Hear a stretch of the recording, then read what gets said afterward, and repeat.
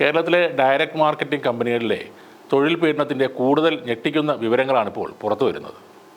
HPLന്റെ ഫ്രാഞ്ചൈസിയായ കെൽട്രോയിൽ ജോലി ചെയ്തിരുന്ന സുബീഷ് എന്ന തൃശൂർ സ്വദേശി തൊഴിലിടത്തെ പീഡനം സഹിക്കാനാകാതെ ജീവനൊടുക്കിയെന്ന ആരോപണമാണ് ആ കുടുംബം ഉന്നയിക്കുന്നത്.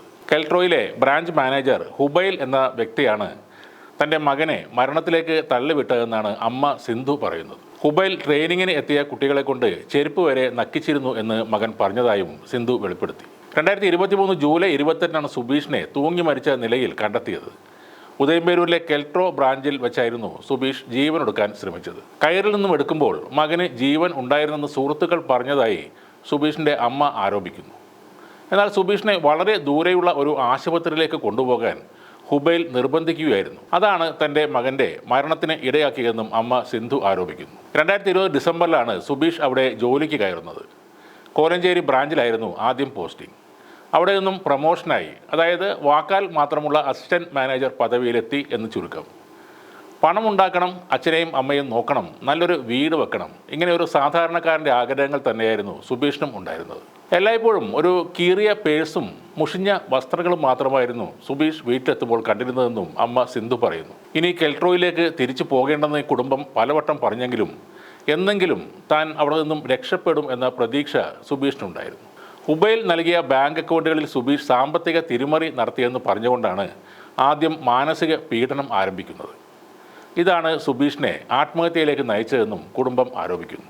തെളിവെടുപ്പിനായി ഉദയംപേരൂർ പോലീസ് എത്തിയപ്പോൾ സുബീഷിൻ്റെ പേഴ്സിൽ ഒരു ആധാർ കാർഡ് പോലും ഇല്ലായിരുന്നു. ഇത്തരം കമ്പനികളിലൊക്കെ ജോലിക്ക് വരുന്നവരുടെ കയ്യിലുള്ള എല്ലാവിധ രേഖകളും അധികൃതർ വാങ്ങി സൂക്ഷിക്കും. ബസ് കൂലി മാത്രമാണ് കൊടുത്തുവിട്ടിരുന്നത്. ആത്മഹത്യക്ക് മുമ്പായി തലേദിവസം രാത്രി സുബീഷ് ഒരു പെൺകുട്ടിയുമായി ഏറെ നേരം സംസാരിച്ചിരുന്നു എന്നാണ് ഹുബൈൽ പോലീസിന് നൽകിയ മൊഴി. എന്നാൽ വീട്ടിലേക്ക് വിളിക്കാൻ പോലും ഫോൺ നൽകാത്ത ആ കമ്പനിയിൽ മകൻ എങ്ങനെ മറ്റൊരു പെൺകുട്ടിയുമായി സംസാരിക്കുമെന്നാണ് അമ്മ ചോദിക്കുന്നത്. അച്ഛന് ആരോഗ്യ പ്രശ്നങ്ങളുണ്ടായിരുന്ന് കാണിച്ച് പലതവണ മെസ്സേജ് അയച്ചിട്ടും അതിനൊന്നും മറുപടി ലഭിച്ചിരുന്നില്ല എന്നും സിന്ധു പറയുന്നു. എന്നാൽ സുബീഷിൻ്റെ മരണത്തിൽ കെൽട്രോയ്ക്കോ ഹുബൈലിനോ എതിരെ തെളിവുകൾ ഇല്ലെന്ന് കാണിച്ച് ഉദയംപേരൂർ പോലീസ് കേസ് അവസാനിപ്പിച്ചു. പ്രണയനൈരാശ്യത്തിലാണ് മരണമെന്നാണ് പോലീസ് നിഗമനം. എന്നാൽ തൻ്റെ മകന് പ്രണയം ഉണ്ടായിരുന്നില്ലെന്നും തൊഴിൽ പീഡനം തന്നെയാണ് അവൻ്റെ മരണത്തിന് കാരണമെന്നുമാണ് അമ്മ പറയുന്നത്. ആ കമ്പനിക്കെതിരെ സംസാരിക്കാൻ തൻ്റെ മകൻ്റെ കൂട്ടുകാർക്ക് പോലും പേടിയാണെന്നും അവർ പറയുന്നു. ഇവരുടെ മാതൃസ്ഥാപനമായ ഹിന്ദുസ്ഥാൻ പവർ ലിങ്ക്സിൻ്റെ ക്രൂരമായ തൊഴിൽ പീഡനങ്ങളെക്കുറിച്ച് പാലക്കാട് ശ്രീകൃഷ്ണപുരം സ്വദേശിയായ മുൻ ജീവനക്കാരൻ അരുൺകുമാർ ഞെട്ടിക്കുന്ന വെളിപ്പെടുത്തലാണ് നടത്തിയത്. 3 വർഷത്തോളം അവിടെ ജോലി ചെയ്തിരുന്നു. ഒടുവിൽ ഭീഷണി സഹിക്കാനാവാതെ ജോലി കളഞ്ഞ് ഇറങ്ങി വന്നതാണ് അരുൺകുമാർ.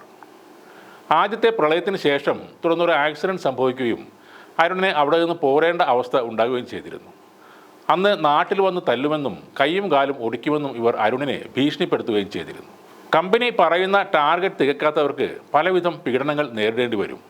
പച്ചമുളക് തീറ്റിക്കുകയും ഉപ്പുകല്ലിന് മുകളിൽ മുട്ടുകുത്തിച്ച് നിർത്തിക്കുകയും ടോയ്ലറ്റിൽ ഉമ്മ വെപ്പിക്കുകയും സ്ത്രീകളുടെ വേഷം ധരിപ്പിക്കുകയും ചെയ്യും. അങ്ങനെ പറയാൻ പറ്റാത്ത ഒരുപാട് ശിക്ഷകൾ തനിക്ക് തന്നിട്ടുണ്ട് എന്നാണ് അരുൺകുമാർ പറയുന്നത്. ഹുബൈലിൻ്റെ ബ്രാഞ്ചായ കെൽട്രോയിൽ നടക്കുന്ന തൊഴിൽ പീഡനങ്ങൾ സത്യമാണെന്നും അവിടെ ഒരാൾ തൊഴിൽ പീഡനങ്ങളെ തുടർന്ന് ആത്മഹത്യ ചെയ്തതായി തനിക്ക് അറിയാമെന്നും അരുൺ പറഞ്ഞു. കൂടാതെ ഹുബൈൽ അവിടുത്തെ ജോലിക്കാരിയോട് അപമര്യാദയായി പെരുമാറിയതിന് അയാളെ ഫോണിലൂടെ താൻ ചീത്ത വിളിച്ചതായും അരുൺകുമാർ പറയുന്നുണ്ട്.